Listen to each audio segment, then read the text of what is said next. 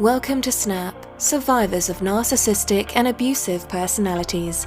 This educational recovery podcast is presented by Claremont Mental Health and Mandy Friedman, licensed professional clinical counselor. This presentation contains vital information for survivors of abuse. Topics include the spectrum of abusive personalities, targets of abuse, abusive relationships, and survivors in recovery. We hope this information helps you gain solid footing and clarity as you navigate your road to recovery.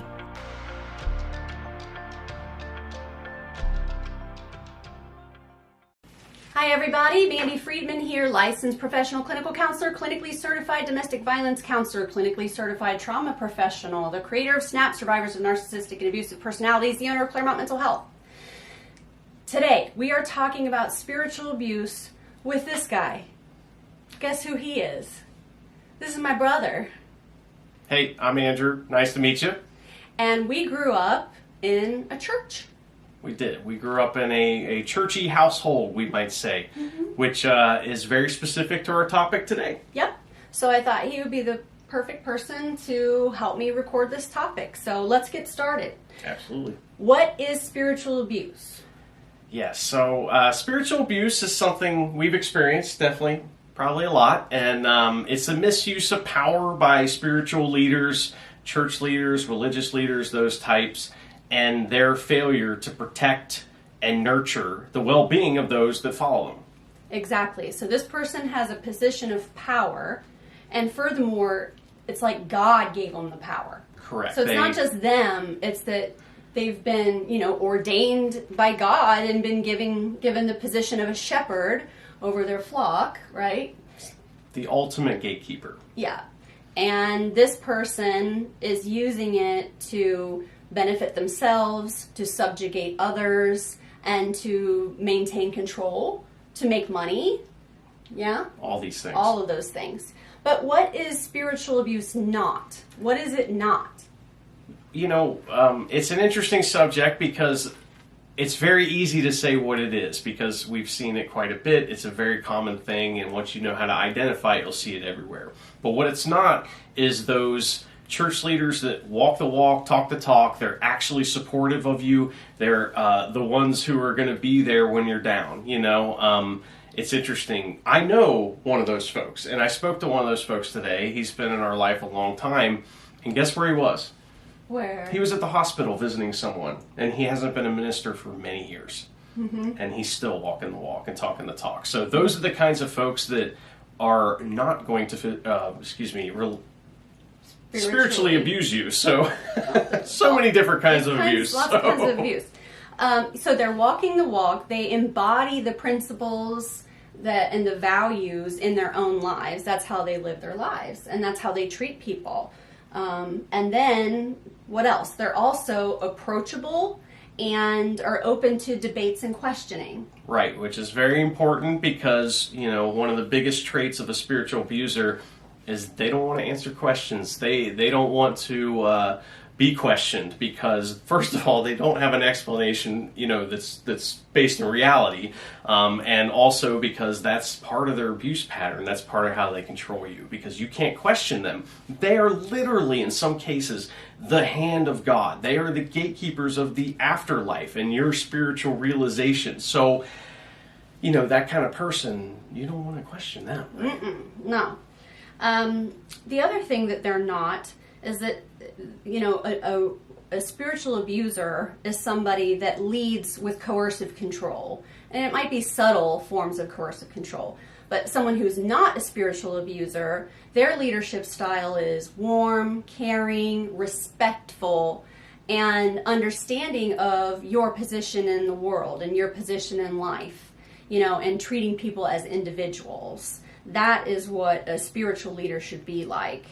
And they're also not vilifying other belief systems. I think this is a telltale sign of spiritual abuse, is when we're taking, major religions of, massive populations, and they have their own belief systems, and then making that like that doesn't count, or that those people are going to hell, but vilifying someone who thinks differently is a key indicator of spiritual abuse. Well, just by existing, those other belief systems are threatening to the abuser, right? So we got to nip that in the bud. We can't be, even considering that there's any other way to think. Because we have to keep the flock right here. And if you start questioning and looking at other things, then that invites change. Yes. It also invites more questions. Right. And outsiders and outside perspectives. And like you say, we can't have that. Also, it is not always an obviously cult-like environment. So if you're expecting to see something that's like obviously a cult, or cult-like, that won't be it either. Sometimes it's warm and fuzzy. Yeah. Sometimes it's warm and fuzzy and welcoming. And it's not something that seems extreme. It seems kind of normal-ish, at first until you figure out what's going on. And then two, when they're helping others, they're helping from a genuine sense of compassion, and compassion and help is not transactional. Right. Yes. Very important. Whereas, a spiritual abuser might use the phrase "you owe me" or "you owe the church," would probably be more likely thing that they would say. And we understand too that this subject might be offensive to folks that are involved in religion. And to me, I feel like that if you've been to a church for an extended part of time, no matter what kind of church it is, you've probably witnessed or been a part of spiritual abuse, whether you know it or not. And so it's something that's widespread and widely accepted, but that doesn't mean that it's offensive to look at, because again, if we're saying that it's offensive to question these things and look at them, we're kind of adopting the role of the abuser a little bit. So exactly. So this topic should not be stigmatized in itself to even have a conversation about it. But I'm so glad you brought that up. If this is making you uncomfortable, there might be a reason for that. It is a hot topic. It's something that is close to our hearts because it has to do with our upbringing, how we were raised. It has to do with generations of upbringings. It has to do with geography, where you live and what the culture is there. And a lot of people have a lot of good things that come out of their religion and spiritual beliefs. And therefore, we're not trying to poo-poo on your spiritual beliefs at all. What we're trying to do is make sure that you're safe as you're practicing your religious and spiritual beliefs, that you're doing it in a safe place with safe people. That's the important thing here. And that you have information that you can use to look around and assess and see if perhaps the reason you don't feel that great about yourself all the time is because your church makes you feel like garbage. Maybe that's something to consider. Okay, now, when identifying, that's a good segue, right? When identifying spiritual abuse, what is it that we're looking for? Well, one of the things is that there is a strong emphasis on spreading the gospel, spreading the word, and recruiting new church members. And you had something to say about this particular element of spiritual abuse. Yeah, well, I have an anecdote, from when I was younger. It's just something I don't feel very good about that happened to me because of spiritual abuse. And, when we were young, we were taught that you believe this one thing. If you don't believe that, then when you die, you're going to be thrown in a lake of fire and burned for the eternity. That's what, we were brought up to believe, which, I don't necessarily believe that now, but that's where we're at. So when I was younger, I had friends who didn't believe that, and they would ask me sometimes about that. And I remember one friend in particular who I really admired and thought was like an amazing person that I wanted to get closer to. And they just straight up asked me, they said, "So you believe I'm gonna burn in hell when I die if I don't believe what you believe?" And I said, "Yeah." And I was real serious about it. And first of all, what a terrible witness for my religion. You know what I mean? If I am trying to, have a relationship with this person and not that I was trying to recruit her or anything, but that's not a very good sales pitch. You know what I mean? And also I just feel like that in a way I was a spiritual abuser at that point because, I just feel awful about that. We were never friends like we could have been after that. It just, to me, the friendship kind of always had that weird thing in the middle of it. I drove a wedge between us by judging them when I'm not them, and why would I judge another person? Let's answer that question. Because you said that you in a way kind of participated in the abuse by telling this person you thought that they were going to go to hell. But here's the deal, though. You're an empathic person. You care about people. And if we were indoctrinated and were taught by our parents, by the adults in our lives, and the leadership we were around, that was true, and you didn't know any other way, and that if you thought another way, you were wrong, the people you love in your life, what do? You try to rescue and save, right? Mm-hmm. And that's part of the manipulative element here, is that you're being told that people you love would burn in hell. So you better recruit them. It's an imperative to save them because you're a good person. Right. But that is the product of spiritual abuse. That is something that happens as the result of spiritual abuse. Does it cause harm in people? Yes.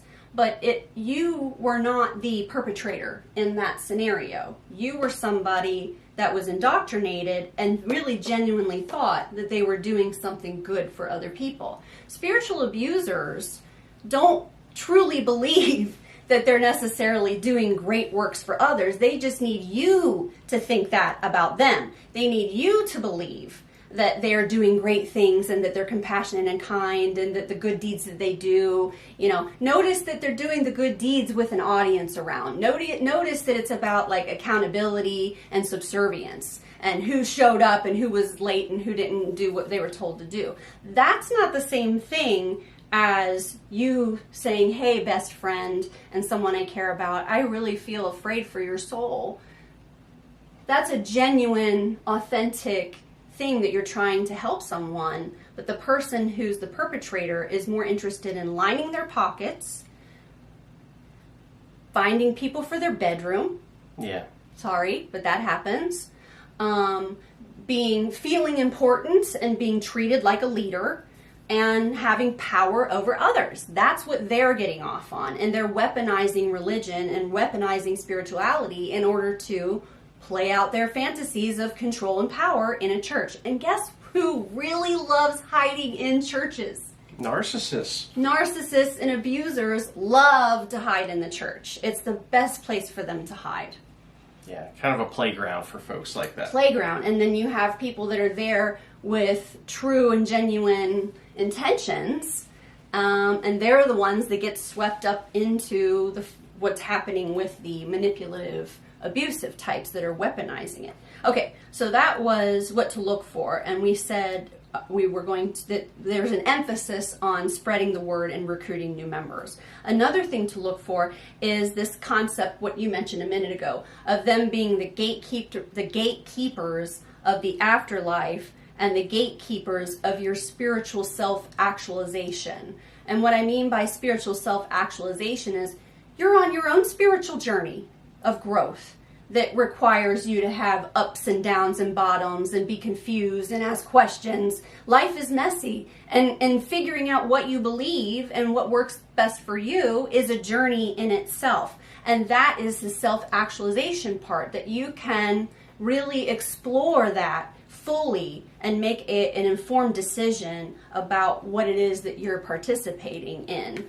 But if you are not encouraged to self-actualize spiritually, then chances are there's some spiritual abuse happening. Well, if you can't do it without me, that kind of thing. And it's a lot, not every religion is this way. Some of it's baked in, is that there is a, like I said, a gatekeeper, someone, who without them you cannot access the spiritual deity or whatever it is that you're worshiping. And so, churches in general, going to them, you have to go there to access the, what I mean? There's a whole kind of system at work a lot of times for some of these things, but, I feel like that's very important just to emphasize that this is not someone at your job keeping you from a promotion. This is someone who, if you're a believer, is keeping you from God, from the person who created you maybe, and maybe from a life after this one, which is a little more important than a raise, for most folks. Right, absolutely. And then we have a common thing to look for is shaming and stigmatizing of normal human experiences. Normal. Guess what? People have sex outside of marriage. Holy fucking shit. When we were younger, we went to a church, and this was something that it kind of leads into as well, the use of the crowd against a person, and there was a young lady that was there. She was the sweetest girl, and she loved her boyfriend, and they were just always together, and you knew they were going to get married one day. It was like one of those kind of, young groups of young people, and she got pregnant, and the church was shocked and scandalized, and the way that they responded to that was, well, we need to get this out in the open. We need to air this out. So they made her get up in front of everyone at the church and apologize to the congregation for getting pregnant. Now, did he have to get up in front of the church and apologize? Oh, he stood up there with her. He did? But he didn't have to apologize. He didn't have to apologize. No. Okay, so the impregnator did not apologize. That's correct. But he stood by her side while she apologized, because she's the one that really did something I would wrong. Imagine that kid was a pretty good kid, too. And I would imagine that he chose to be up there. You know what I mean? Yeah, so I can totally see that. Him being like, no, I'm going up with her. But again, that's demonizing a normal behavior. And imagine if these kids had more education, and that maybe this normal behavior wasn't something that was stigmatized in their life. Maybe this, this surprise wouldn't have happened. I don't know. I mean, I'm sure it all turned out great for them, too. It's just a shame that they had to be ostracized. And, in Catholicism, there's excommunication. So I mean, it's baked in. Mormonism. It's baked into a lot of these religions and a lot of these belief systems. So yeah, so it's that you are questioning your identity, you're questioning your sexuality, you're questioning who you want to be and what kind of person you want to marry and how you want to raise your kids. That's normal. All of that is normal. Having human experiences are normal things. I can't say that enough. That's one of the main problems is, like, for example, there's an increased and emphasized stigma toward mental health care in these settings. You don't need therapists. You don't need science. You don't need science to help you. Right. You can go to your minister, and they can provide, Christian counseling or spiritual counseling or whatever they would call it there with the church with this person who may have taken a few classes on that, but certainly wouldn't be like super trauma informed, especially if you're coming to your minister with something that is a heavy duty thing. Which is usually the case. Because you can trust me. This is who you talk to. And imagine how that would damage you and the re-traumatization that takes place when you're coming to this person and saying, hey, I was raped by that dude. Yeah, your best buddy. He raped me, and he raped her, and he raped her, and he raped her. Yeah. And coming forward and thinking that this person's going to go, what? Well, let's take care of this right now. This is not okay. You can't do that to these women, and instead it's, well, now let's talk. Let's not ruin anyone's life here. Life here, and let's think about your part. What part did you play in this event, and what could you do better next time? Let's pray about it. You know? Well, you know what? I got access to God, so let's talk to Him real quick about it. But you definitely don't need therapy.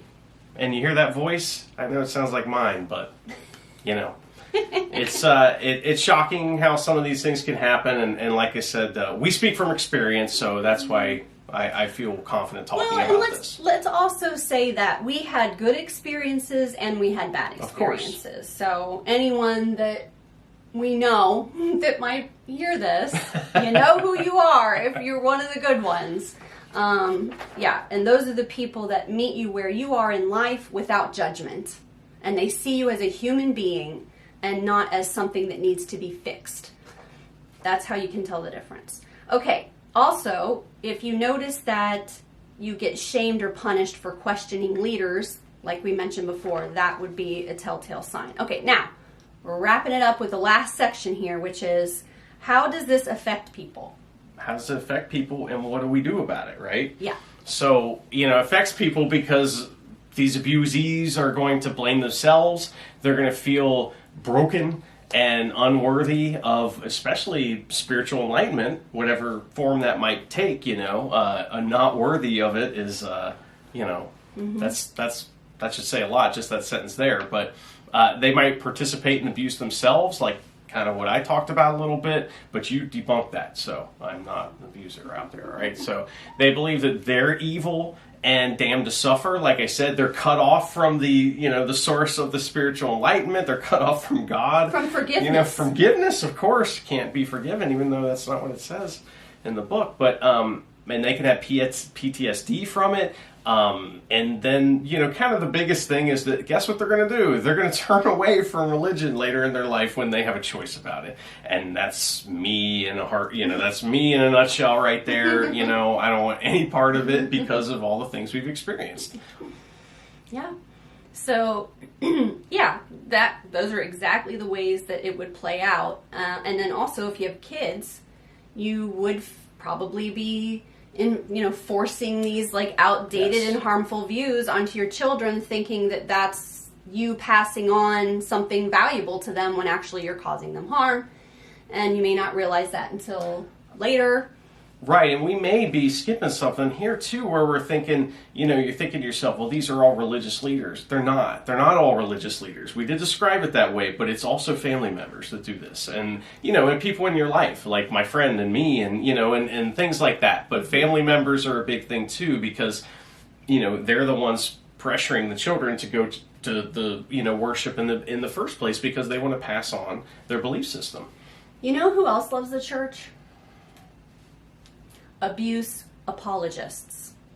Love the church, right? Because forgiveness. Yeah, you can be forgiven. And people are flawed. Isn't it funny that when it's an abuser being called to account, that all of a sudden it's, well, we can't judge someone based on one action, and humans are flawed individuals, and he seems remorseful, but if it's a gay person or a trans person or some slutty female, right?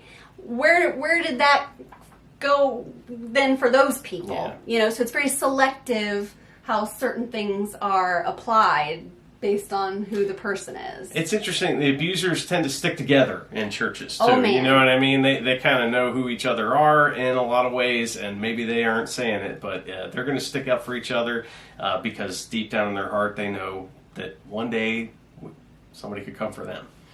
Now, if this has happened to you, the question might be, what do I do now? And I have a couple of suggestions. One is to find a therapist or a spiritual leader or somebody, a coach, someone who knows about spiritual abuse, someone who understands it, hopefully maybe has even been through it, would be ideal. And start, finding those perspectives among your peers. Get online and find groups where you can listen to other people's stories or read other people's stories and know that you're not alone. So find your peers, find your professionals, and find a new fucking church where you don't feel like shit because they're out there. There are good churches with good people doing good work who are non-judgmental and accepting and kind and warm. They care about humanitarian issues, and they are truth speakers. And that's where you will feel the most comfortable. Really? They're out there? There are. Okay. I need to find one. Maybe. There are. Absolutely. And I have, in my few years here as a therapist, I have met some really great Christians that has totally changed my perceptions on things. So yeah, it's definitely out there, but you got to have the courage and conviction to find it and to buck the system, swim against the current, and do something different. I hope this has been helpful. Andrew, thank you so much for presenting this topic with me. Thank you for having me on. You're a really smart guy. No. I think you are. Nah. The glasses make it real smart. That's why I wear my glasses. Mm-hmm. Well, you look very smart, but you always did. So. All right, well, thanks for watching. If you like this podcast, subscribe and leave us a review. Find Mandy Friedman, LPCC, CCDVC on YouTube and Facebook. Join the SNAP Survivors of Narcissistic and Abusive Personalities Facebook group and follow us on Instagram @theofficialsnap. Thanks for listening.